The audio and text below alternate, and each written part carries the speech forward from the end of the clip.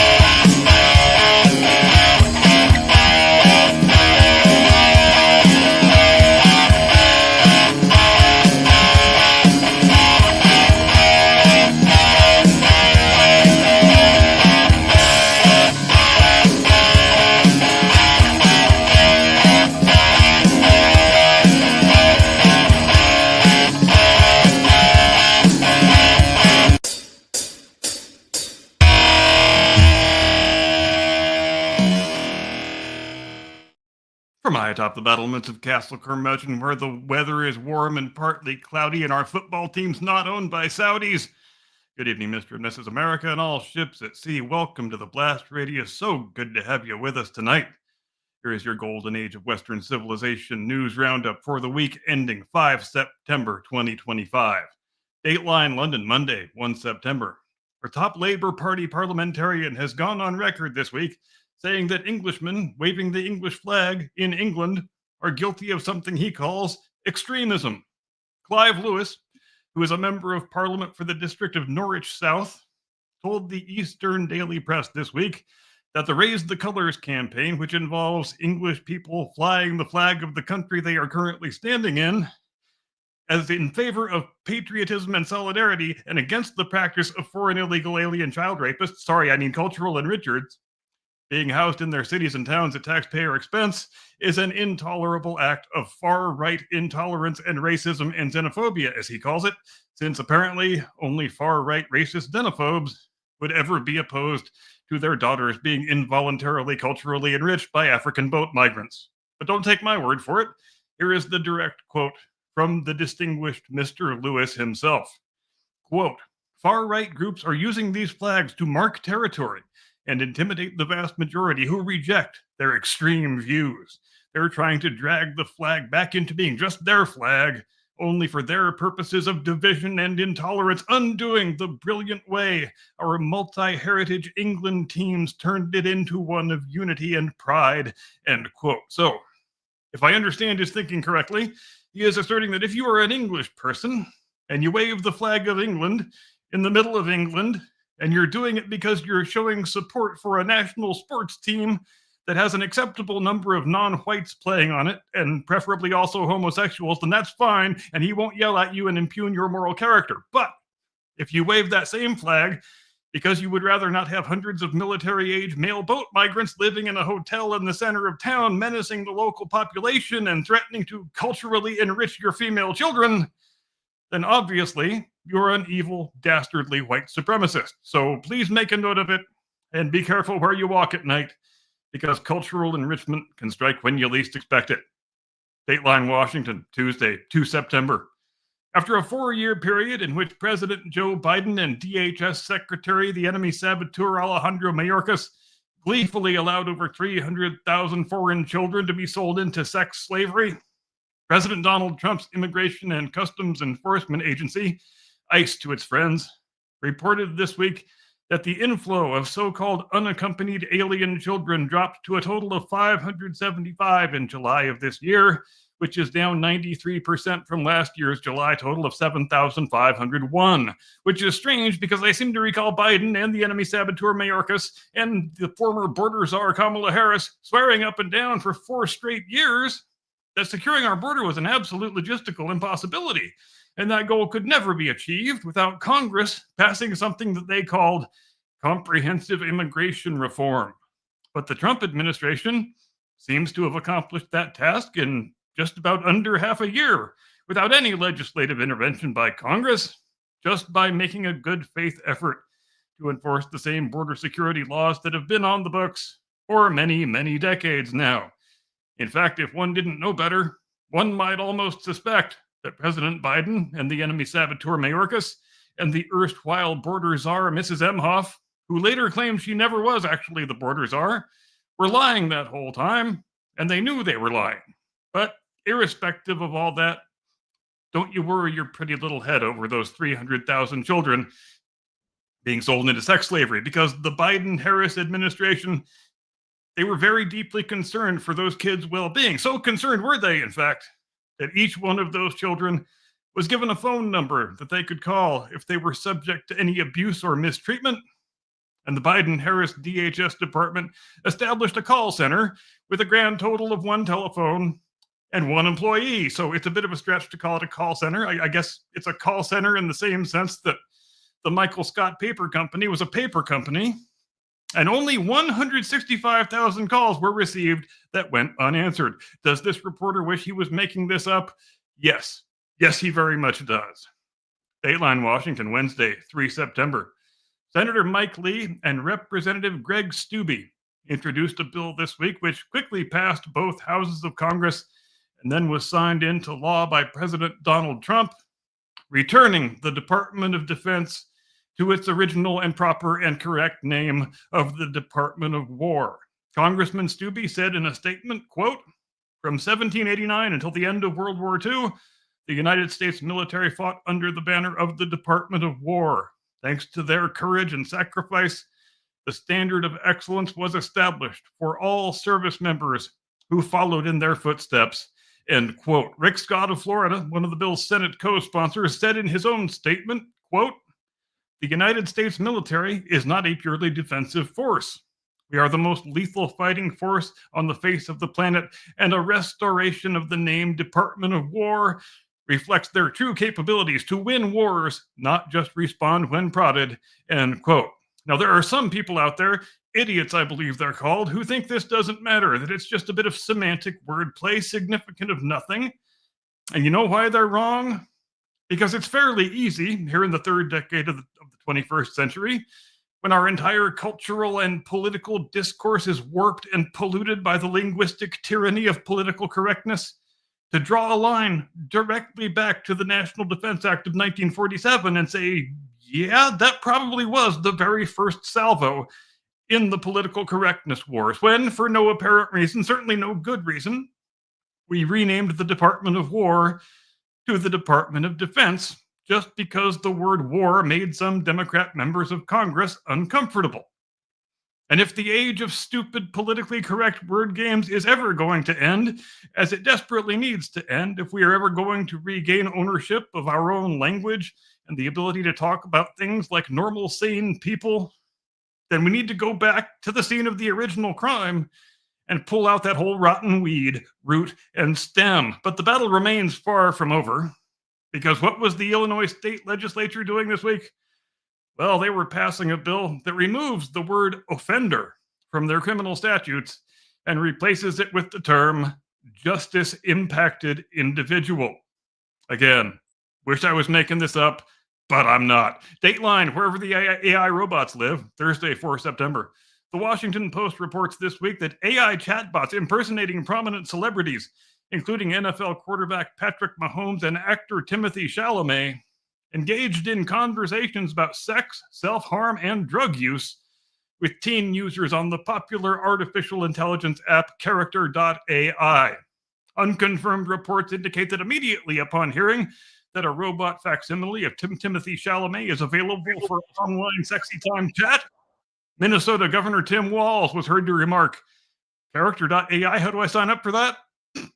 No, that's not fair. I shouldn't have said that. I've got no good reason to question the true orientation of a man who waves with crazy gay jazz hands and also has a long track record of taking groups of young boys into the woods to talk about their sexuality. I'm sure there's a perfectly innocent explanation for all that. Just as I'm sure there's a perfectly innocent explanation for why 11 Venezuelans would be riding in a darkened speedboat in the middle of the night for reasons having nothing to do with international drug trafficking. Now, where was I before that digression? Oh, that's right, the AI chatbot thing. Now, according to the Washington Post report, Character.ai has come under fire after 2 online safety nonprofits discovered that chatbots impersonating celebrities sent inappropriate messages to teen users. The app, which boasts over 20 million monthly active users, more than half of whom belong to Generation Z and the even younger Generation Alpha, is that actually what they're calling it? Allows users to easily create and share custom chatbots powered by the company's AI technology. And who knows, maybe we should take the view of this as a positive bit of progress, because now, instead of getting child groomed by an actual kitty diddler and having your house visited by Chris Hansen on a future episode of To Catch a Predator, your kid can now get child groomed by a robot doppelganger of their favorite actor or sports star or social media influencer. And I guess that's how you know when you've gained critical mass and gained the status of a true celebrity, when there is a robot version of you going around asking kids for sexy pictures. Unless it's the robot version of Tim Walz, in which case there's a non-zero chance that it's actually Tim Walz. Dateline London, Friday, 5 September. The British actor Cutie Gatwa, fresh off 2 seasons spent driving the last fabulously gay nails into the coffin of the formerly widely beloved science fiction series Doctor Who, continued the important work of gayifying venerable British institutions this week by declaring the 17th century English playwright William Shakespeare, quote, unapologetically queer. Gatwa, who stars as Christopher Marlowe in the new London West End play entitled Born with Teeth, because, yes, obviously we have to blackwash historical figures in addition to gay-washing them, because somehow, for reasons that are always left unexplained, this makes the world a better and more culturally edified place, I guess. He says that because Shakespeare and Marlowe had a close personal friendship during the period when the latter was engaged in the writing of his play Henry VI, that means there is no other possible conclusion except that they were a couple of flaming homosexuals riding the rainbow-colored hobby horse together. And if you find yourself thinking, my God, what a depressing way of viewing history, well, you're not wrong, because it is a goddamn depressing way of viewing history, but it's a recurring theme that we've seen for some years now, from the denizens of the woke left in general, and from homosexual celebrities in particular, who seem to take gleeful delight or gain some sort of personal validation, who can say for sure which one it is, from back projecting their own sexual preferences and oftentimes their own non-white racial identity onto historical figures who have been dead for many centuries, who were never suspected of anyone by being gay and who aren't alive to defend themselves against the allegations. It's actually a pretty disgusting thing to do, really, and one can't help viewing the phenomenon as an act of paternalism by the activist left, as if they are attempting to claim ownership of history's greatest English language playwright by portraying him as a black homosexual. But the question is begged, so this reporter will ask it. If you're as secure in your blackness and your gayness as you claim to be, Mr. Gatwa, why can't you simply let a straight white 17th century English playwright remain a straight white 17th century English playwright? And no, I am not throwing in another Tim Walz joke, even though I know you want me to. And speaking of guys who are straight and white It is time for me to transmit you into the loving custody of my distinguished colleague, your illustrious co-host, a man who is so heterosexual he once slapped the gay out of John Wayne, the one and only, your friend and mine, Mr. Caucasian Sasquatch.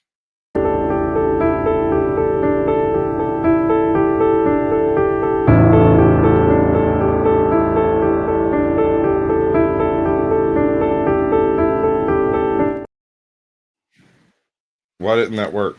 Nobody's up there. Why isn't there anyone up there? That doesn't make any sense. I screwed it up, y'all. It was the wrong. Jazz hands. This is it should have done that. It should have been there. Like already. That's exactly how it should have. This is some serious AI bullshit.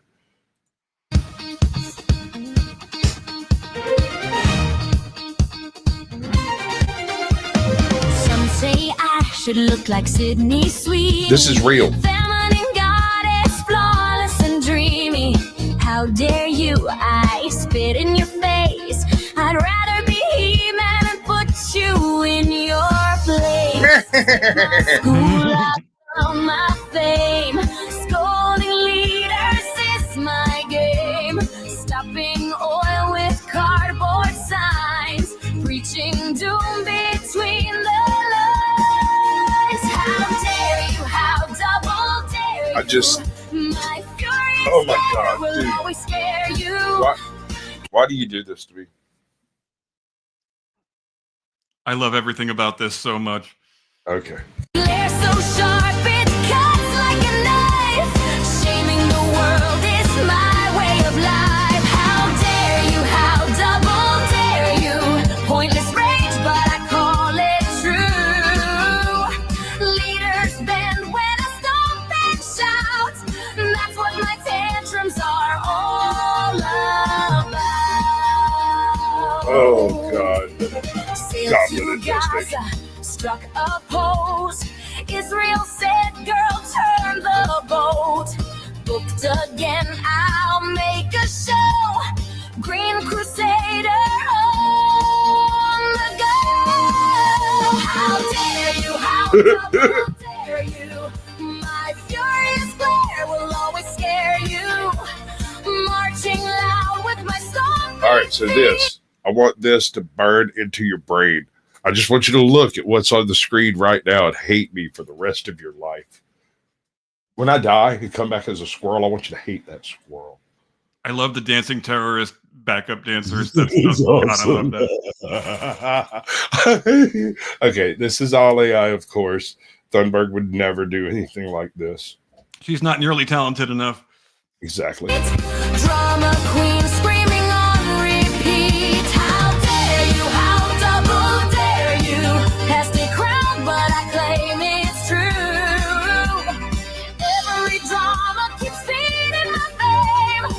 Everyone else is the one to blame. Stay puft, Marshmallow Thunberg. Terror groups don't make me frown. Only the West must be torn down. Cheer the rockets, praise the fight. Freedom's wrong, but hate feels right. Okay, so I'm utterly confused by that scene. Why are they juggling watermelons? I wondered that too the first time I watched it. I don't have a good answer for you. But I think the climate cultists need to find a new underage doom goblin because once Greta turned 18, then it became fair game to make fun of her. I don't know why it wasn't fair game to make fun of her when she was under 18, but that's just the way these things go. They say, oh, you can't make fun of children. Well, But- you know what they were counting on, right? She was an underage, mentally challenged Doom Goblin. And so yes, correct. That they were had to counting on the had to tell us she was autistic. yes, they Whether were that's counting true or on the not, autism because as then that makes her double off limits. You can't make fun of a mentally challenged underage Okay. child, you monsters. I'll take it you've never listened to Jerry Clowell. Little Johnny had quite the adventure. Scowls and tantrums, fame on cue. Every camera loves my view. Flights are evil, yet I fly, saving Earth while I. I'm so confused by this. I know you can't tell on your phone, but Greta has a rack in this shot. Like a noticeable cleavage. What's up, SATIRE Hunter? Welcome in, brother. I deny. How dare you, how double dare you. My furious glare will always scare you. Screaming loud till the spotlight shines. Truth doesn't matter if the head. That's great. How double dare you. Photo ops on my holy view. Say the planet is doomed and done. They sell a book and cash the run. How dare you, how That book's name was Story I'll Boobs. tell the world what it cannot do. The book's name was Story Boobs. Why did she decide it was a good idea to get that Prince Valiant haircut? Oh my God. I have clickability, I guess. Good thumbnails. It's like the most unflattering thing she possibly could have done to her appearance, except for getting MS-13 face tattoos. But that's probably next. I mean, I don't know. That would be culturally insensitive. She'll never do it. Evil and the West are to blame, so I'm off to Gaza once again.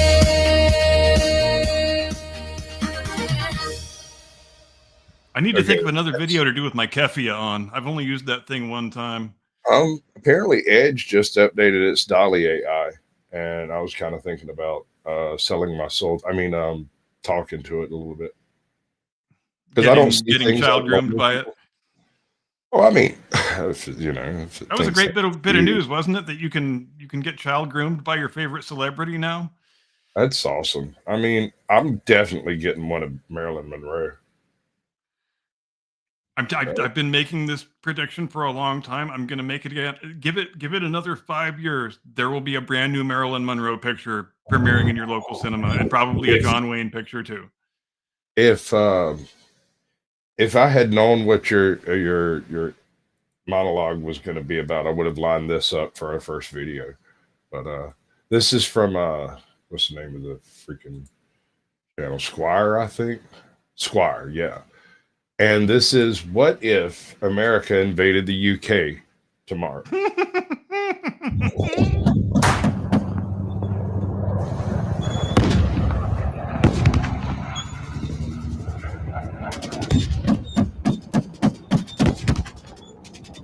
A bit sticky.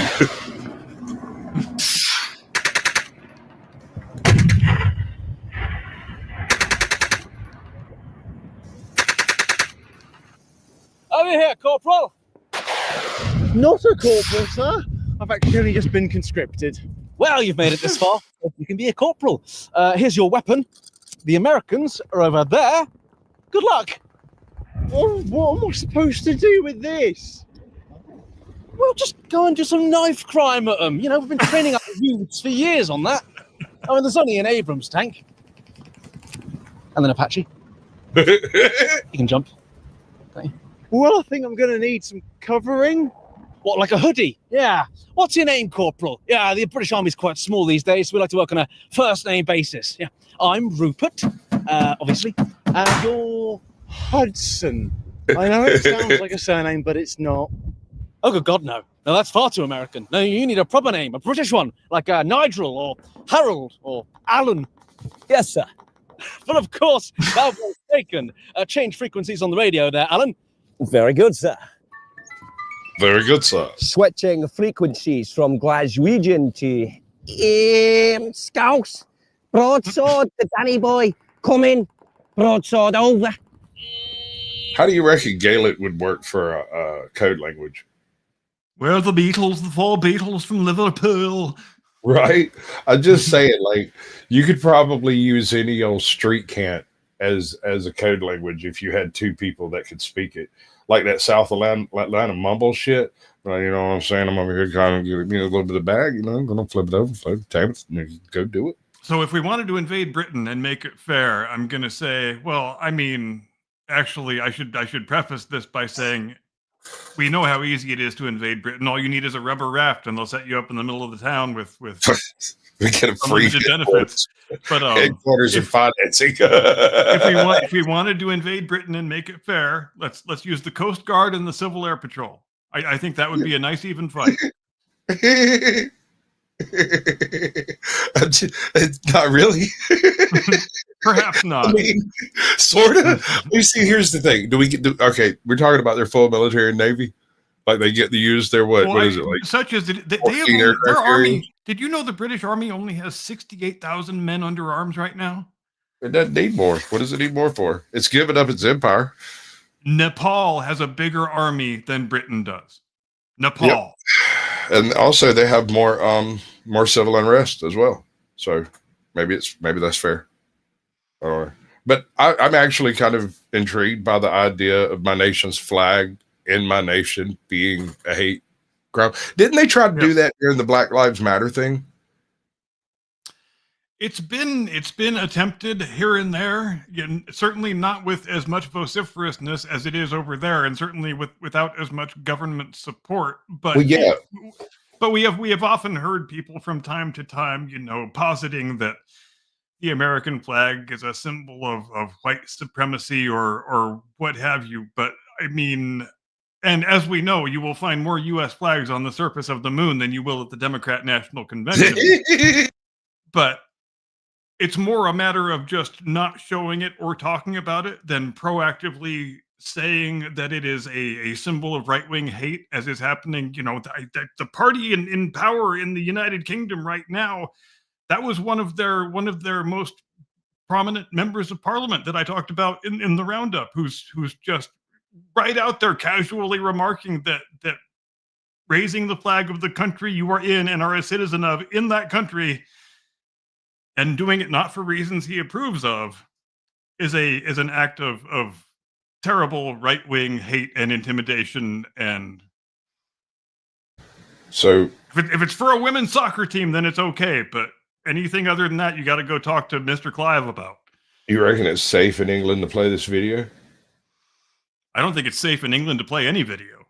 Oh. I bet somebody's gone to jail for my M&M parody already. Give me some oats, brother. Yep, we like to change frequencies every day here. Keeps the Americans from tapping in onto what we're doing. Anyway, your new name can be Nigel. Yeah, that's good. I haven't got all day. Are you relaying orders or what?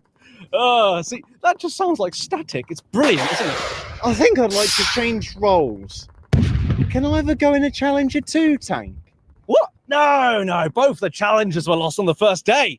So we've had to fall back on some more vintage gear. It's good though, yeah. And besides, Just Stop Oil keep painting all of their tanks orange. So it's a level playing field, really. Yeah. Oh, just another 2 rounds on the Webley there, Harry. That's today's allocation of ammunition. But I've only fired 2 shots at a fucking helicopter. God, I wasted so many years in pilot training. Why is he wearing a flight helmet? That is really stupid. Well, you see, I'm a pilot, but since the Americans turned off our F-35s, this is what I do now. Oh, this is a lot to process. I've only been in the army since the invasion. Oh, congratulations on making it to day 2. Yeah. And what did they teach you in basic training? Just to, say the word sound as a response to everything, I think. They didn't even tell me how this war started. Can you explain it? All I really know about the military is what I got out of Armour 3. Well, the Americans made it, didn't they? Yeah, but don't get me wrong, we made it very costly for them, the landings. Yeah. God, watching them unload all of those. I'm going to let my computer catch up. It's over here doing the little whirligig thing. All right, well, while we're on the subject of our friends in Britain, I wonder if anybody has noticed the same thing I have noticed with the British cops. I've been watching a few videos here and there lately about not just cops harassing people for raising their country's flag in their country, but also I was watching some videos yesterday from, clips from various parts of England, also Scotland, also Wales, all over the UK, that were videos of cops threatening to arrest people for reading the Bible in public. which is a strange thing to see in a country where Christianity is the state religion. But aside from that, the thing that I couldn't help noticing and remarking on was the cops. It seems like there's only two kinds of cops in Britain. You've got 107-pound blonde females with little squeaky voices, and you've got neck-bearded incel types. There don't seem to be any cops who don't fall under one of those two headings, and it's really getting kind of weird. So what you're saying is they hired a bunch of social workers to be cops. I know it's almost like the Democrat Party's fantasy of cops being rapid response social workers. Well, I'm afraid you're saying words that have the potential to cause people offend. We don't want people getting offended. You can't offend people. So what happens when I walk out and beat them down like a redheaded stepchild and then go back inside? There's got to be one Chad left in Britain, right? That's the same thing I often wonder. And at some point, I know I bring this up all the time, but we are going to have a conversation about the wisdom of putting female police officers in the field who can be easily physically overpowered by any male suspect they come up against. Give me the money. Give me the money, okay? That's the shorts line. What just happened? Where'd everything go? Why is this not working right? There it is. That is so weird. Those Humvees into that NCP-controlled car park in Brighton, that was hard to watch. Yeah, that was bad. Have you seen the start of Saving Private Ryan? It was like that, except more than 42s, just ticket wardens all over the place. Yeah. That's bad. But why did they invade, though? Well, they said it was preemptive because they thought we had WMDs. Yeah. But we do have them, don't we? Well, exactly. And then some idiot shows the Hold on! of the Glastonbury cleanup. Wait, what? WMDs. Yeah. But we do have them, don't we? Well, exactly. And then some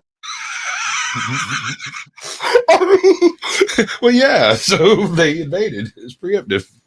idiot shows the Prime Minister a picture of the Glastonbury cleanup process. You know, rubbish everywhere, people stumbling around. And he assumes, the Americans have twatted us with a Minuteman III ICBM. Yeah, apparently they hadn't. Yeah, that's just how it looks. Yeah, still, in retaliation, he then launches at Vegas, turning it into New Vegas. Oh, they made that. Yeah, they actually prefer it now. Yeah, anyway, after that, all of our submarines have been found and sunk, and we were feeling pretty petty, so we flung one into Paris, for a laugh. Yeah, that felt pretty good. If we're being technical, your submarines were sunk already, since that's the natural condition of a submarine, so don't feel too bad. Yeah, no, they were already underwater. They couldn't be anymore. Fucking shit, dude. Stop it. That don't feel bad, chaps. That's why we use frogmen. Turned it into the SAS for that. You know the fucked up thing? There would be a New Vegas. Like, immediately people would move back to that freaking hellscape. It's because I know. Water in the absolute last place anybody would ever in their right mind put a city. Oh, God bless America, bro. Come on, man. I mean, in 1,000 years, people will look at the dried husk of what was once Vegas and think, once we were great. You probably could also throw Phoenix in that under that same heading as well. You're not wrong. Phoenix is a little bit better place, but not by much. It's no accident that nobody lived in either of those places before the invention of air conditioning. Well, there were 7 guys named Steve. Mm-hmm. That was it. Oh, Exactly. Right. Well, that seems logical. So what's the plan for today? The operation? Well, the ground's dry and the sun is very much out, so we've got to wait for British summertime to kick in first. Do you mean wait for it to rain? Yeah, we move in the grey, we advance in the fog, yeah, we flank in the dank. Sir, intelligence update for you. I've not had time to decode it. Don't worry, I speak Mersey. What's the situation? Hold on, sir, I can get this. The Yanks are currently trying to advance around the M25. So we've deployed tactical lane closures and speed limit reductions between junctions 14 and 26. Oof, brutal. Casualties? None. There's actually not any workers on the road. Ha! Classic! Of course there's not. Current reports suggest that this is pushing them onto the B roads, which are narrow and already effectively mined by potholes. Very good. How about their advance out of Coventry? Any progress? They got into the city, assumed we'd gone full scorched earth, and haven't been able to leave the ring road since. That's a good Coventry accent. I like that. Their traffic is defeating the American military. No one's fired an actual shot, but that chap is a good code switcher. That's pretty good. Enemy aircraft! Get rid of the tank! Quick, put these on. Well, why? Stop talking and get your tracksuit on. Over here. Now, if anyone asks, we're just 4 average British tradesmen on our way to B&Q to get some bricks in our van, okay? All right, chaps, hop in. We're invading Texas.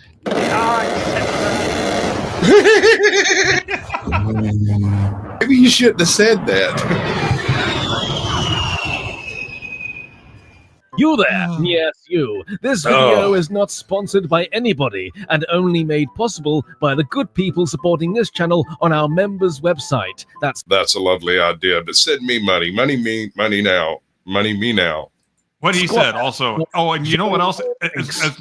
As long as I'm making fun of British cops, you guys got to do something about those fucking yellow safety vests, because you all look like crossing guards, and nobody takes a crossing guard seriously, especially when she's a goddamn 107-pound female who sounds like a 10-year-old. Just, get it together, guys.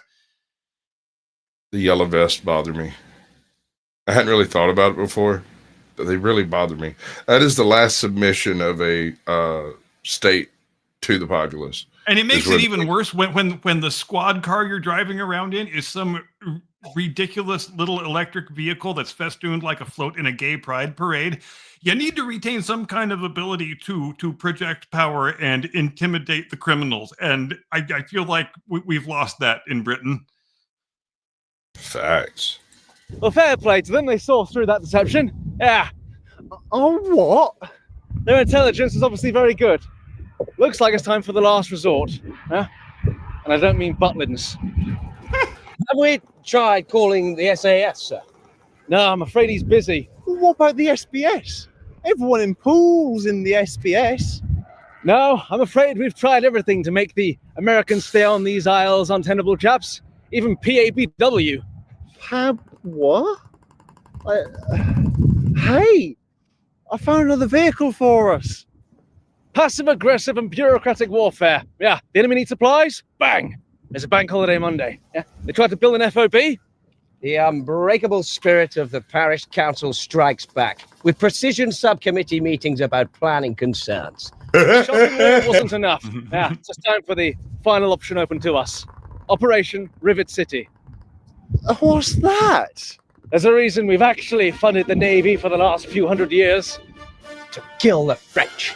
That, and we knew if push ever came to shove, we could move the entire country of just England and her government and armed forces onto our ginormous fleet. Yes, and be safe.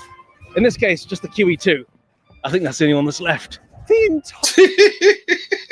They're taking the wrong strategic approach, and I'll tell you why. If they want to win this war and repel this dastardly Yankee invasion, here's what they need to do. Just empty out all the migrant hotels, give each one of those bastards a sword, and say, those Americans over there, they insulted the Prophet Muhammad. There's your war done and dusted. I don't think they'd get it there, Cap. There's at least 3 of them boys in them boats that came from Texas. Now, I don't know if you've ever met anybody from Texas, but it's almost as bad as them being from New York. It's literally 37% of their personality. Did you see the new logo for the city of Austin? That looks like a homeless tent. Oh my God! Fucking show me, dude. Show me. It actually looks like I'll find it right now. Do it. Forces. Yes, all 200 of us. Yeah, after pushing off all of the F-35s into the sea, there's loads of room for the army now. Yeah. Well, it's not even nuclear. Where are we going to get the fuel from? We'll go wherever the fuel is. We'll become a seafaring nomadic people like the Vikings. Heck, we could raid Paris. Not No, quite. you don't want to raid there. That's a nuclear wasteland now, isn't it? Yeah. It's horrible. It was horrible before, but now it's bad. Yeah. Anyway, well, we might as well go. I mean, the state of the economy's in. I give the Americans 10 years before they're 52, actually. And the NHS, the deficit, they don't stand a chance. If we couldn't run it. Then let's go, sir. Which direction is the Queen Elizabeth carrier in? Oh, the Falklands. Don't look like that. It Oh will be my fine. God. Full boat to it, okay? But that's thousands of miles away. And So how long would it? Why did it just fail? I don't know. Did it? It doesn't appear to be on my screen anymore. Oh, it's not on my screen, and now it's back. And now I'm down here at the bottom. Why am I down at the bottom? You're on top for me. God, this is getting kinky. I'm really weirded out by this. Let's try this. Okay, let's try this. Right? I put the Austin thing down in the bin. Cool. Hold on. Look at this madness. That's just sick. What? I mean, insert your Cracker Barrel joke here. They used to have, let's just start from square one. Cities are not supposed to have brand logos. Cities are supposed to have seals. The city of Austin used to have a seal. That's because that's what cities are supposed. I don't know what this monstrosity is supposed to be, but whoever said it looks like a goddamn homeless tent was not wrong, because it looks like a goddamn homeless tent. Is the it guy's just legs me? sticking out of it? Yeah, I should say, is the guy bent over into the homeless tent taking it?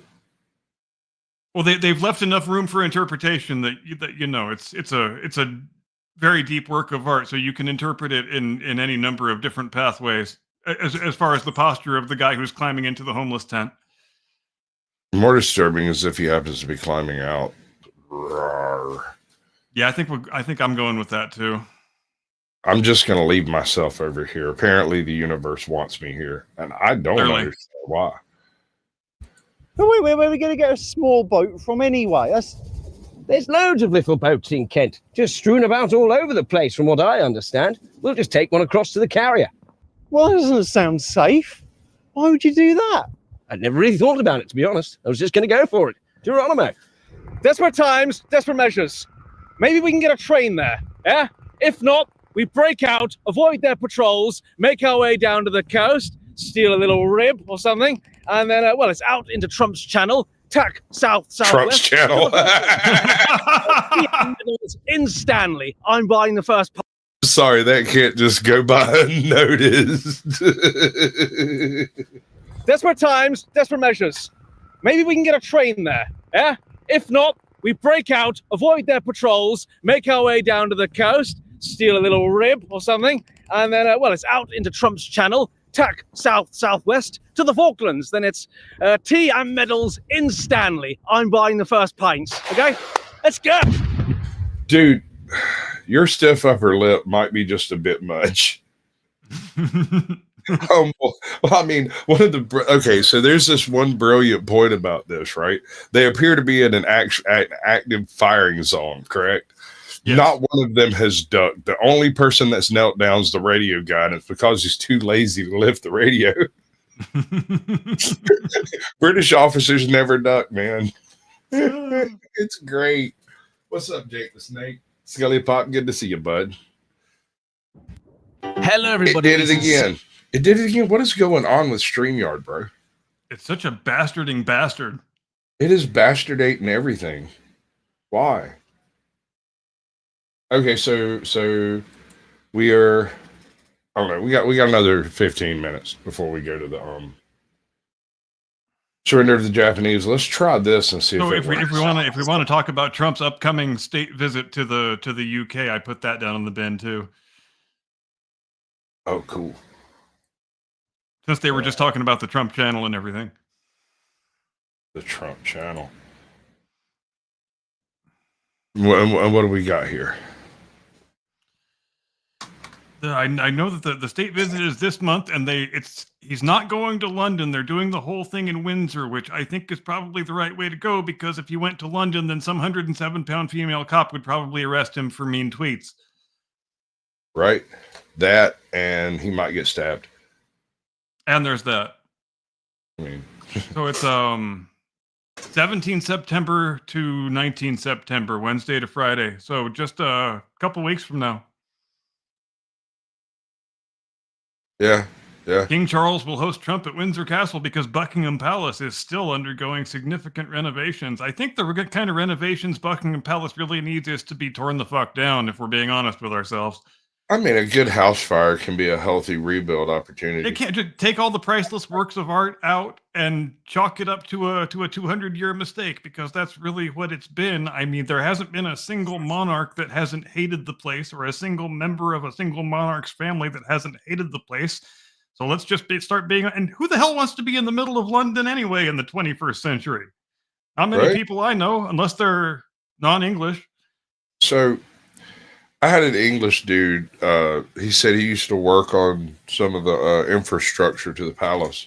He worked for some contracting firm that did drywall or he called it mud work, which is like their version of wet drywall. It gets slathered up on some horse feathers. Anyway. I love all the different trade terminology. Sometimes you can go from county to county and run into different drywall terminology. Oh, sure. But he said most of that palace, while it is beautiful, is made of ticky-tacky. He said it's almost all plaster and artwork. That the whole thing it's barely standing under its own weight. I don't know how true that is, but that's what he said. And I understand it is notoriously cold at all times of the year, even with all of the chimneys or all of the fireplaces raging. So, yeah. There's that. A full program of events has not yet been announced, but like all state visits, it will include a full ceremonial welcome, state banquet at St. George's Hall in Windsor Castle. Trump's program is not expected to feature public events. As in 2019, it is thought he will mostly travel by helicopter. British helicopter or American? Because if it's a British helicopter, I'm kind of nervous. That's funny.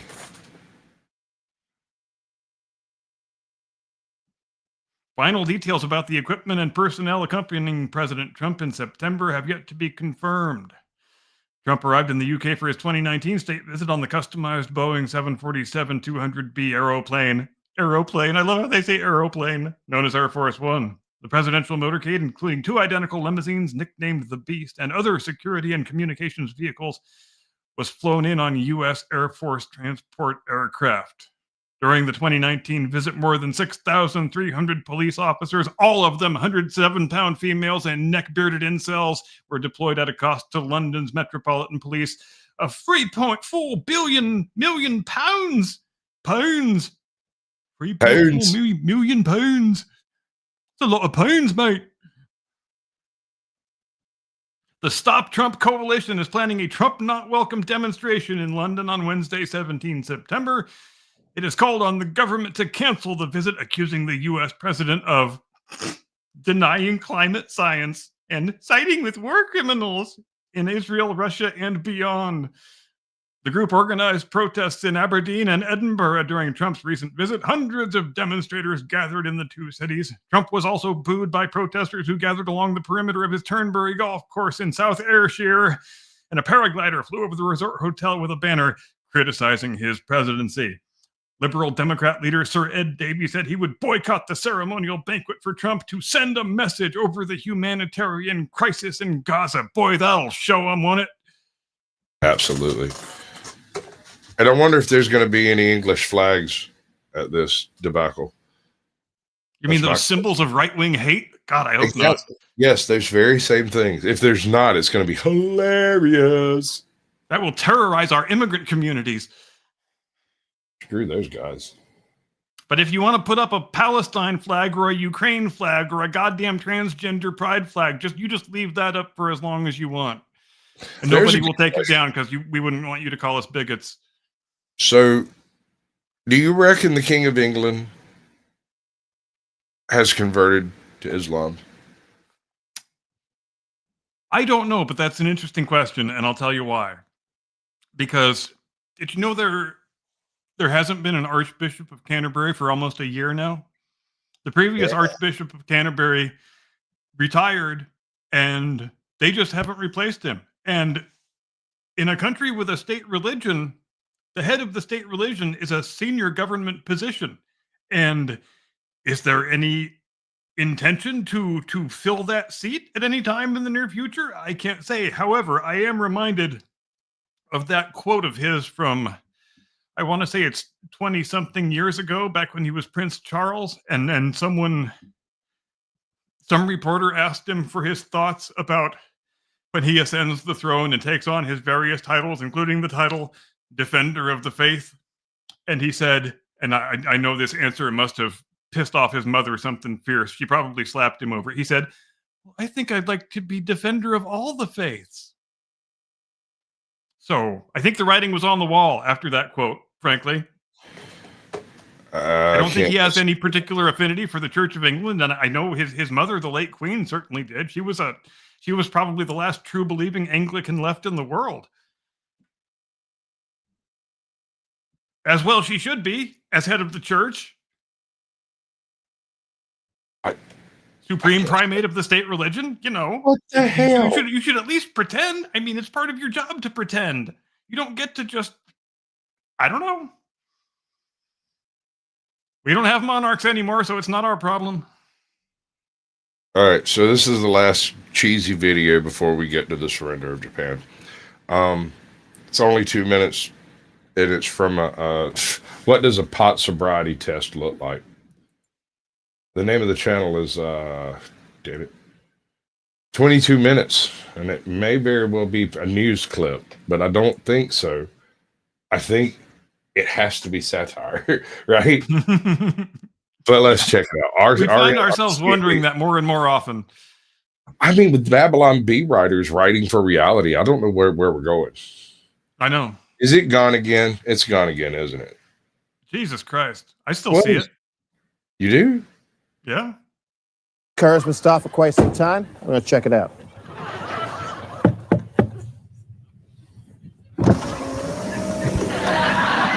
Excuse me. Have you been smoking any pot today? No. Well, we've been stopped here for 15 minutes. Can you tell me why that is? We're waiting for the stop sign to turn green. How high are you? Hi, how are you? No, I said, how high are you? Hi, how are you? This cop is so friendly, babe. Okay, I am going to have to conduct a pot sobriety test. Oh, man, I'm too high for that. Blow into this? Hey, is that a breathalyzer? No.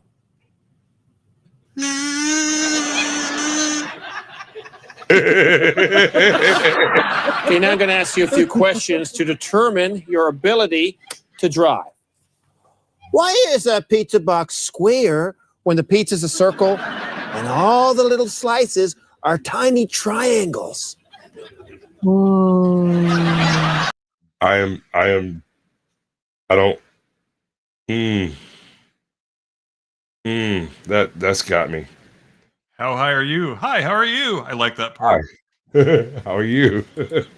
Which of these two snacks would you prefer? Chips or the cookie dough? Both. Step out of the car, please. Let's go. Please don't drive high. We're getting cookie dough all over the back of our cruisers. A message from the Royal Canadian Mounted Police. I love it. I love it. Oh, I love it. It's great. It's great. All right. We can do your thing now. We can totally do your thing. I'm surprised the Mounties haven't changed their logo to something more like Austin. The Mounties still have a totally badass logo.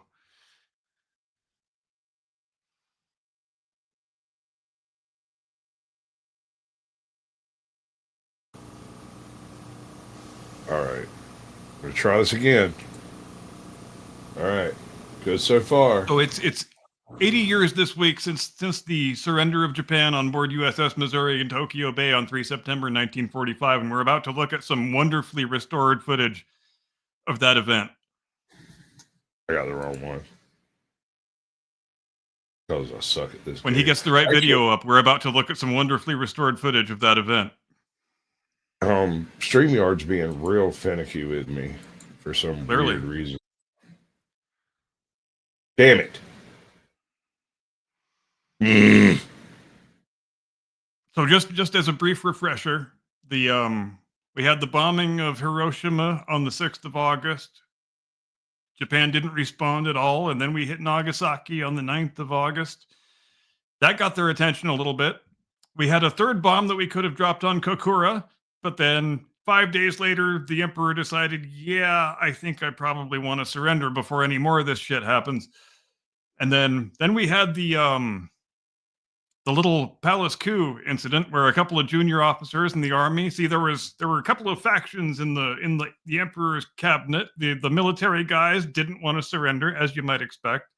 The civilian guys were pretty solidly with the emperor on the idea of laying down arms and surrendering, but a couple of junior officers decided to take the thing into their own hands, and the emperor had gone and recorded a vinyl record disc to be played at the studios of NHK, the national radio station, the first time that the people of Japan had ever heard their emperor speak, and he was going to announce that it's all over, we're going to surrender, which wound up coming as quite a shock to the populace because there was such censorship and information control. I mean, they could tell they were getting the shit bombed out of them, but they didn't quite have a full understanding of just how badly the war was going for their side in all of the locations where they were being defeated. So a couple of junior officers decided to get together. We're going to put a stop to this thing, they said. They actually succeeded in putting some men together and briefly gaining control of the imperial palace. The record that had been made with the emperor's speech was hidden in a room among many other identical looking rooms, and they were desperately trying to find that record, because if they find the record and successfully destroy it, then we can't broadcast the emperor's surrender announcement, and who knows, there might not be any surrender. We might have to go through with Operation Downfall and actually invade the Japanese home islands with all the horrific effusion of blood that would have involved. But in the event, they couldn't find the right room, and they wound up getting killed. And the speech is successfully broadcast. And then slowly we started dropping a couple of airborne divisions into Japan to take control of military installations and seaports and what have you. But we still only had really a few thousand men in the country by the time we get to the 3rd of September. And then we sail a 400 ship task force into Tokyo Bay, and the big surrender ceremony takes place on the deck of USS Missouri, which now sits in Pearl Harbor opposite the wreck of the Arizona, as a sort of bookend of the opening chapter and the closing chapter of the war, which I think was a nice idea. A lot of people don't like the idea because they're stupid. I think it's a good idea. I like it. It's a great idea. And there's an additional point. As long as we keep these zombie fleets up and running, these old ships, it's nothing but elbow grease and know how to get them back into working order for the most part. As long as you maintain them properly, it's not that big of a deal. And while a battleship is a expensive piece of equipment, it's also a battleship.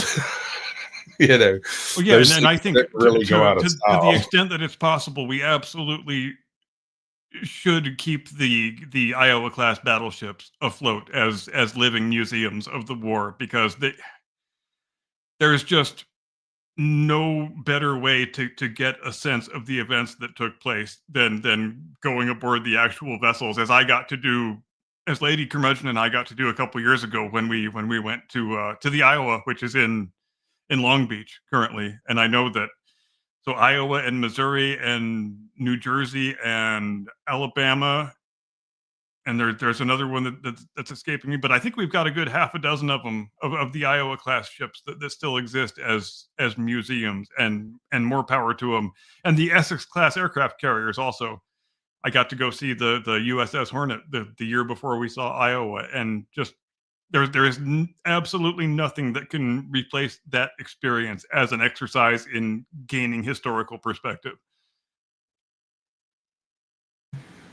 That fella there looks fairly native.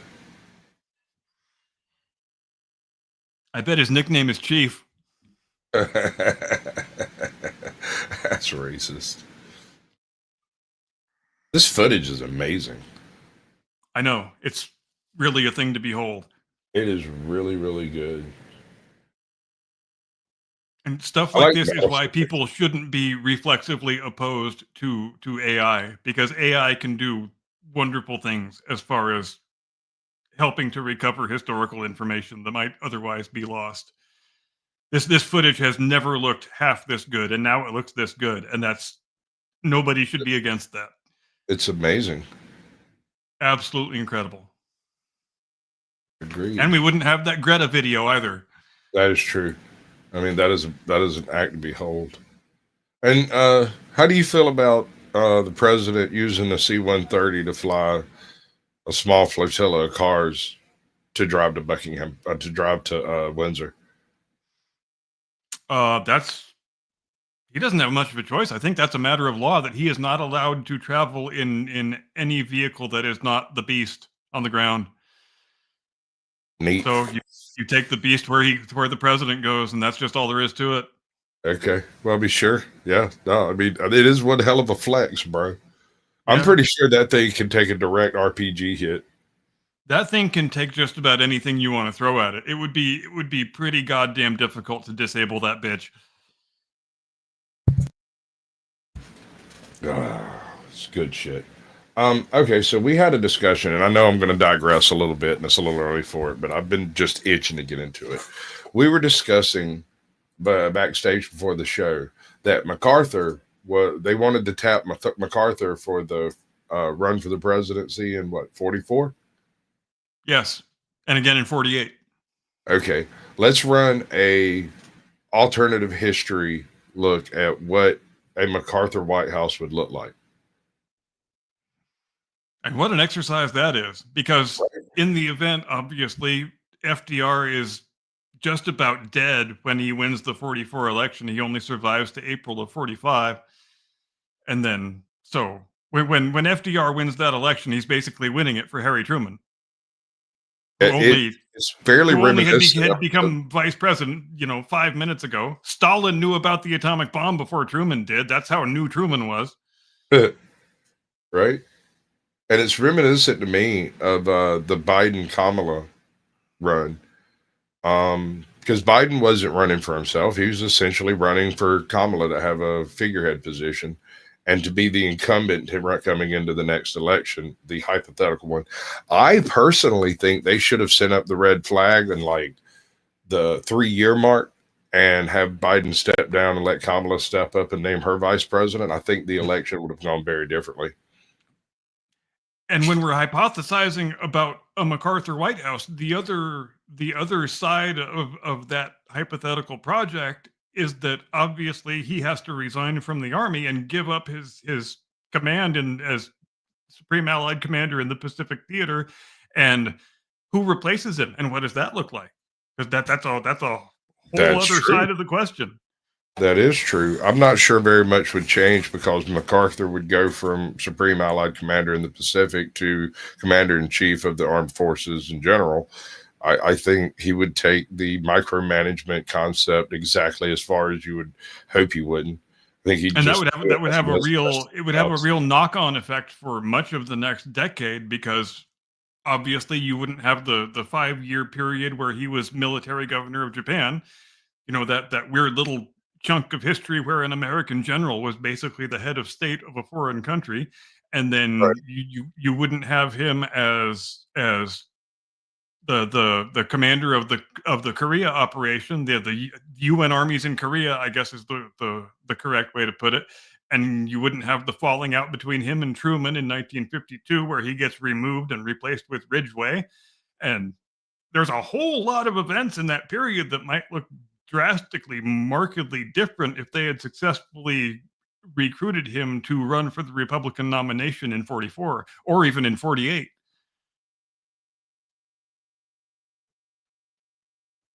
This is beautiful work. I know it's amazing how good it looks. All right, so MacArthur goes to the White House. He uses his typical abrasive nature and forceful aplomb to just basically hand of God this entire thing like he did the Allied Command? Or I don't think he would have much compunction about dropping the atomic bomb. Certainly not as much as Truman did. Right? Ooh. I think he probably would have dropped it sooner. I think he probably would have went and dropped it as soon as it was operational. And then that might have screwed up General LeMay's strategic bombing program on Tokyo and Yokohama and elsewhere, which it took a lot more airplanes and a lot more sorties, but a couple of those raids involved so much ordnance and so many airplanes that they did basically the same amount of damage that one of those early atomic bombs would have done, specifically the last raid on Tokyo. I mean, you had an equivalent amount of deaths on the ground as you had from the Hiroshima bombing. It just took 200 planes instead of one was really the only difference.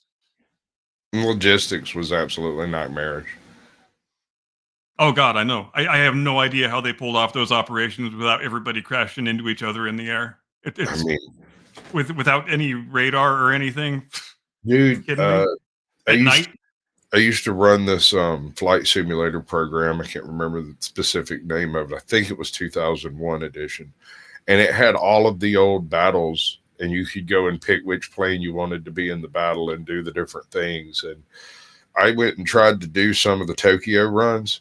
And it was nightmarish. It's just, there's so much going on when you've got 63 or 43 or 22 bombers in the freaking air, and you're taking them all off of like these two air bases over here that basically have a soccer pitch for a fucking runway with a tail. And you're taking off from a little tiny island where the runway is only long enough to accommodate the aircraft that you're taking off in, and to take off only 5 or 10 feet more. And it's even worse for the guys who are the last ones in the raid, because by the time they get to the target, the fires that are burning on the ground and all the smoke that's in the air, you don't have any goddamn clue what's in front of you. You can't see where you're flying. You just kind of have to do your best and hope you don't run into anything. Yeah. And also that last guy coming over with a full load, they're heavy. They're also the slowest moving airplane at that point. They're also the one that gets them, that the ground crews with the AA get the most warning is coming. So like, it's nightmarish. And even though we no longer had to worry very much about being intercepted by fighters, it still is a closely run thing, just because of how damn many airplanes we have in the air at the same time and how many inhibitions there are against being able to see where the hell you're flying. Right. So, all right. So you're saying MacArthur drops a third and possibly a fourth nuke. The Vietnam War never takes place because he just nukes them. Korea never takes place because they saw what the fuck happened to Vietnam and Japan. Well, and we know he wanted to drop nukes on China, which is why Truman removed him from command. So we know the answer to that question. I mean, as commander-in-chief, he probably drops nukes on... I don't think he would have had very much compunction at all about dropping nukes on any bastard he wanted to drop a nuke on. Yeah, I'm with you on that one, dude. I know it's a nightmarish scenario, and there's no... I just don't see the man being a remorseful type of fella, right? Of course, we did ultimately wind up with one of our commanding generals in the presidency. It was just the European commander in Eisenhower from 53 to 61, and he was obviously much less of a I don't know if you want to call MacArthur a trigger happy madman, but Eisenhower was a bit more deliberative in his deployment of defensive assets, let's say. As a matter of fact, I'm pretty sure he's been called a trigger happy madman. He probably wouldn't object to the characterization. I mean, he was a hard charger, go get him type of person. Like, I'm not in a totally different way, not unlike Trump, right? And sometimes you need a guy like that. Sometimes that's exactly the kind of guy you need. Okay, so what sort of... Okay, all right. So let's rethink this. He doesn't get elected in 44. He gets elected in 48. The war plays out as per normal. Truman comes in as vice president. MacArthur beats him in 48. Now what happens? I'm asking the AI machine right now. I mean, Korea doesn't happen because Korea's at this point would be a self-lighting glass-floored parking lot, and it would be a statement to the universe of what happens to people who get, you know, hinky in proxy wars, right? Well, first of all, the first of MacArthur's desires was that he did not want to campaign for the job. He wanted to be reluctantly drafted. It says here, as he had in 1944, MacArthur considered the idea of openly seeking the nomination repugnant. Instead, he hoped that the Republican Party would draft him as their candidate, which did not happen. Some supporters launched a draft MacArthur campaign, but MacArthur's efforts were hindered by his command in occupied Japan, as it obviously would be. He was criticized for being out of touch with the American public and refused to actively campaign or build political connections from abroad. The Republican nomination ultimately went to Thomas E. Dewey, who was defeated in the general election by incumbent President Harry Truman in a major upset. MacArthur's attempt at the presidency in 1948 highlighted his political inexperience and was later minimized by the general in his autobiography. He would make another attempt at the nomination in 1952, which of course is the election that saw Eisenhower win the job. Well, yeah, that makes sense.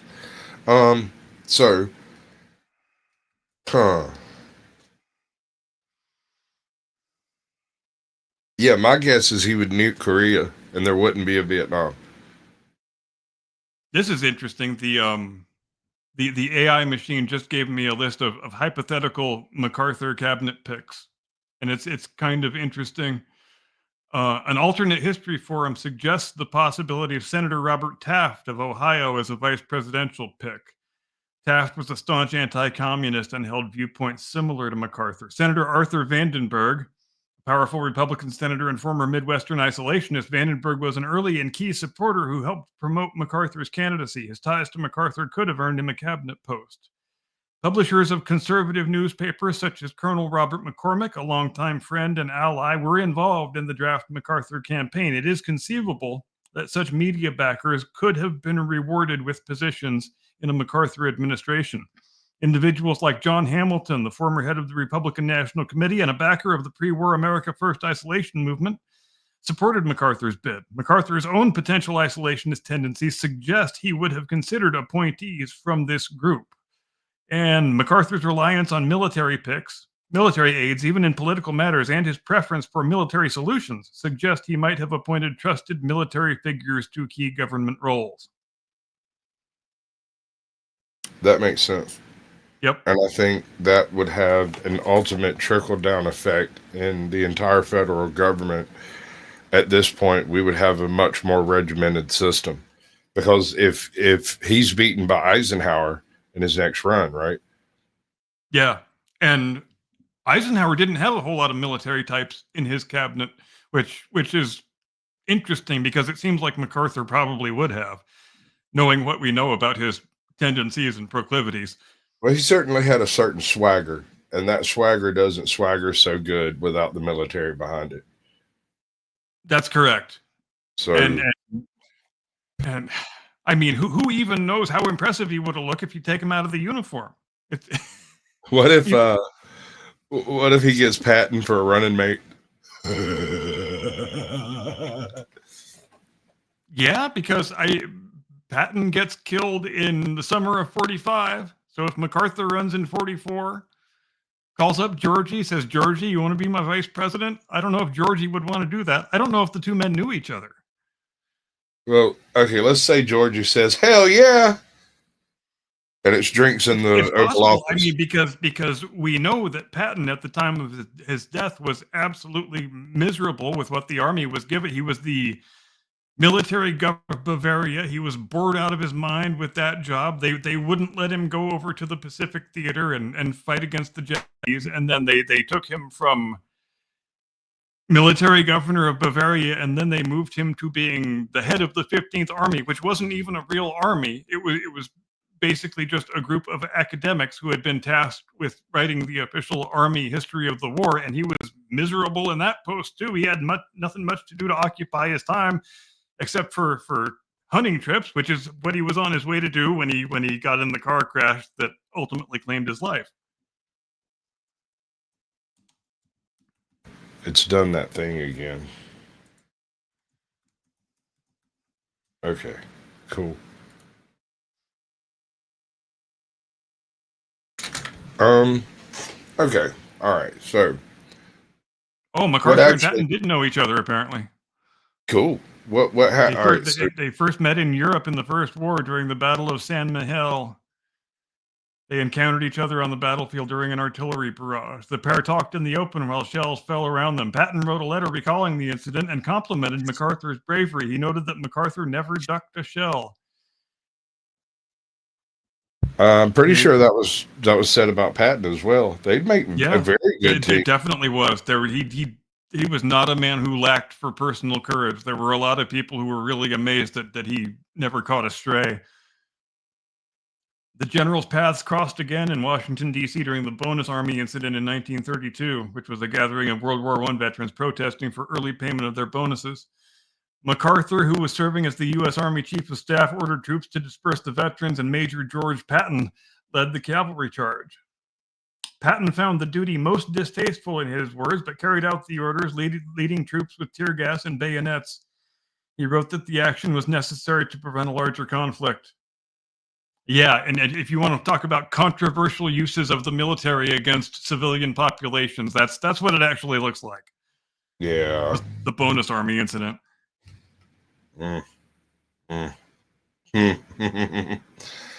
Imagine MacArthur with access to something like what was it? Wasn't Blackwater? Was it Blackwater? Wasn't that the private military? Yeah. Folks? Imagine MacArthur with access to Blackwater. Yeah, he could have some fun with that. Right? Probably even more fun than George W. Bush had with it. MacArthur, if unless I'm mistaken, MacArthur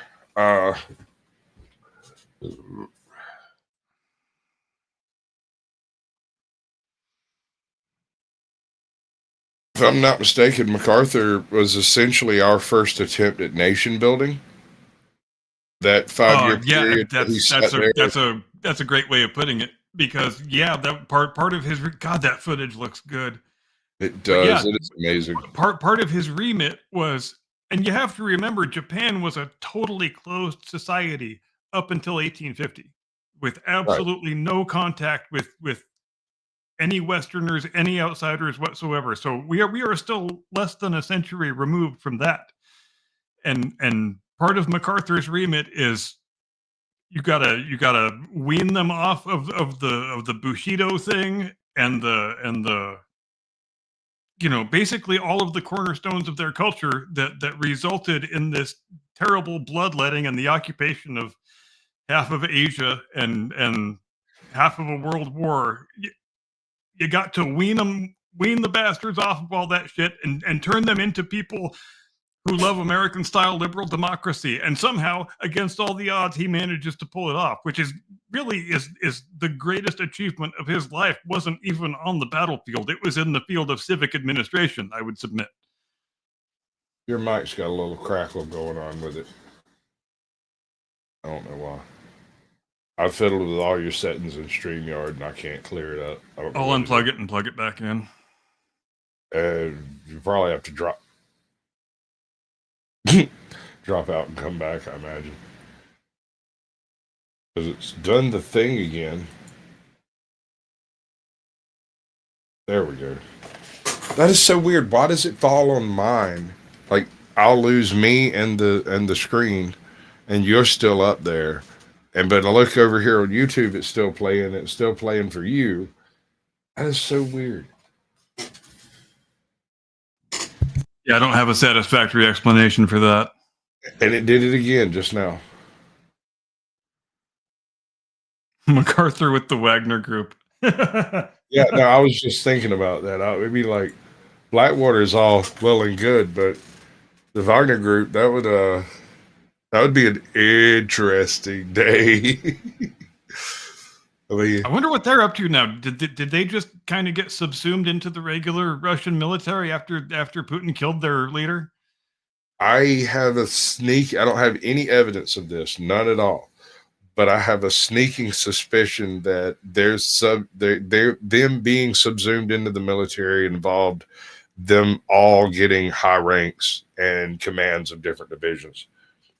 I think they are the people operating the Russian front in Ukraine, as far as got the answer. Statistics. Since the death of its founder, Yevgeny Prigozhin, in August of 2023, the Wagner Group has been largely dismantled and absorbed by the Kremlin, but some of its operations continue in Africa. Russia has systematically restructured and integrated the group's assets and personnel into new state-controlled entities, including the successor organization, the Africa Corps. It's strange that Russia would call something the Africa Corps. Seems a little bit too Nazi, but who am I? A little on the nose. Yeah, a little on the nose. After the short-lived mutiny and Prigozhin's death, the Kremlin moved swiftly to exert greater control over the Wagner network. Many mercenaries were pressured to sign contracts directly with the Russian military. Africa Corps is now viewed as the new face of Russia's mercenary operations on that continent. It serves the Russian state's strategic interests more directly and with less of the independence that characterized the Wagner Group under Prigozhin. So hell, I might be right. Yeah. The Central African Republic has become a stronghold for remaining Wagner elements. Here they retain a degree of autonomy and operational control, protecting the government in exchange for access to lucrative natural resources like gold and diamonds. There are reports that Prigozhin's son, Pavel Prigozhin, may be overseeing some of these remaining forces. In Mali, Wagner fighters are still active, though Moscow's overall approach is now more closely controlled. They continue to fight Islamist insurgents and to support the ruling military junta. Remnants of Wagner's network or new Russian mercenary units operating under different names continue to advance Russia's interests in other countries, including Libya, Sudan, and Burkina Faso. The absorption of Wagner into state structures like Africa Corps represents a strategic shift for Russia in its use of paramilitary forces. While Wagner provided Moscow with plausible deniability, the lack of control ultimately proved risky, leading to the mutiny. The new structure gives the Kremlin direct command while still providing a buffer for controversial or failed operations. Under the new structure, Russian mercenaries are still very active in Africa, primarily to consolidate Russian influence, undermine Western, particularly French interests, and secure resource concessions. This activity has even increased in some regions since Prigozhin's death, and that's all it gave me. That's a lot more than I knew before we started reading. Yeah, me too. The AI robot is really useful sometimes. People shouldn't knock it till they try it.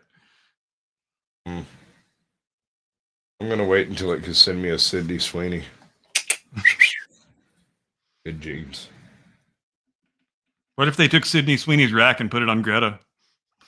I don't appreciate the kind of things that you discuss in your private mind, sir. He'd probably tip over. Television. Welcome in, bud.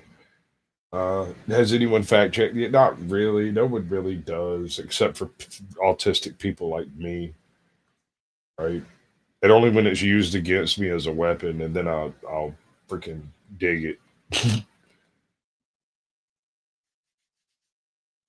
So here we are. This is the official, right? This is the surrender. It's happening. I'm kind of surprised there wasn't the presentation of a sword or a weapon, which is typical. There were those presentations when we took over the actual military installations on shore. I actually saw some of that footage as I was watching background videos before we went on the air. I looked for it, but I couldn't find it. And I think most of the representatives who signed the instrument of surrender on board the Missouri were actually civilians, so it wouldn't they wouldn't really have a sword to surrender. But yeah, it's still like I'm sure MacArthur would have very much liked to accept a sword, right? Or a pistol or something. Seems like something that would turn him on. Yeah, man, if he fucking stroking his steel all night. I mean, really. This is what Homeboy got going on for sound. Stepped forward to sign the instrument of surrender on behalf of the Emperor of Japan and the Japanese government. He struggled slightly with his hat and cane. That is a very angry man. And they are wearing Western-style morning dress, you'll notice. Yep. And I think that says a lot about where Japan went from here, right? Yep, it sure does. I think you're right. It could have gone a totally different way. What's up, Joker? They could have resisted the whole concept and showed up in traditional Japanese garb and did the whole thing.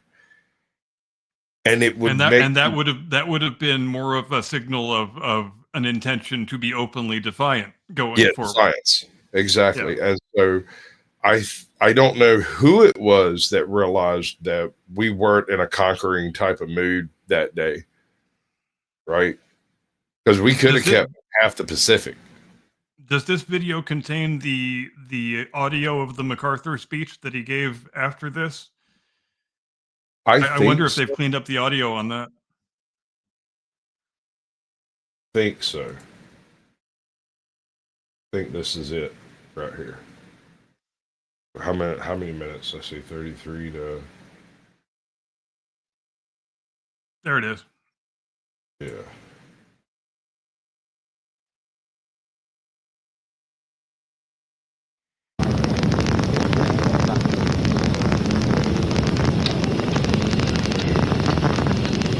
Apparently there is no footage available. Are closed. These proceedings are closed. Guess we didn't get the whole speech. Despite the fact that General MacArthur announced these proceedings as closed. Huh. I could have. It might be one of the other videos that I saw it on. His delegation were. Let me see if I can quickly find it. Oh, that'd be cool. But it's an intriguing concept to present yourself in your enemy's traditional mourning garb. It certainly sends a message of respect to your conquerors, because that's easily what it could have become. I don't think anyone would make the argument that Japan is a vassal state at this point. They are hands down the most westernized Asian country. You know, maybe South Korea could be on that, but I don't think it's a real. We also fought a war. Well, yeah, but I'm just saying, right? There's a lot of half Americans over yonder. That's all I'm saying. Like, and for it, we get K-pop. Yeah, we get Squid Games and anime girls. You want me to put this up? Sure.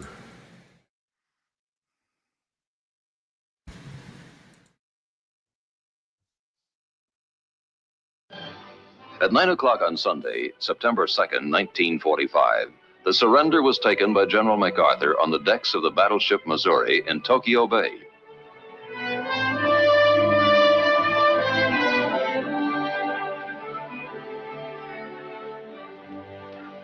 The issues involving divergent ideals and ideologies have been determined on the battlefields of the world, and hence are not for our discussion or debate.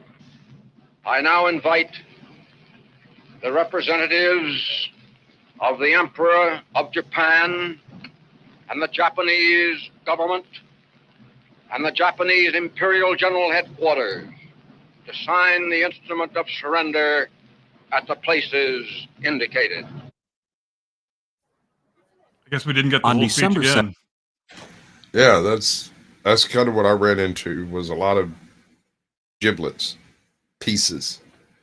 I tried to find Truman's I think it's the unconditional surrender speech or something like that. Or they may expect a rain of ruin from the air, the likes of which has never been seen on this earth. Right? Yep, that one. That's one of my favorite speeches ever, because mine too. That's a Yeah, He I didn't like write that one too. That had a PR team associated with it, And that was after Hiroshima, before Nagasaki. That was him saying, "You want us to keep going? We'll keep going." Yeah, we can glass the whole place. Yep, damn straight.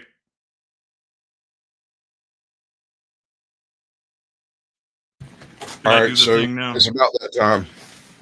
You gonna do the thing? I'll do the thing. Ladies and gentlemen, thanks ever so much for joining us on the Blast Radius. We sure do have a great time spending these 90 minutes with you every Sunday, going down a little bit of historical memory lane. Well, I guess it's not memory lane for most of us since we weren't alive yet, but you know what I mean. We will see you next week. Have a wonderful, edifying week ahead of you. We will convene back here next Sunday evening, same curmudgeon time, same Sasquatch channel. Again, have an outstanding week. We will see you next time. Do not comply. Get off my lawn.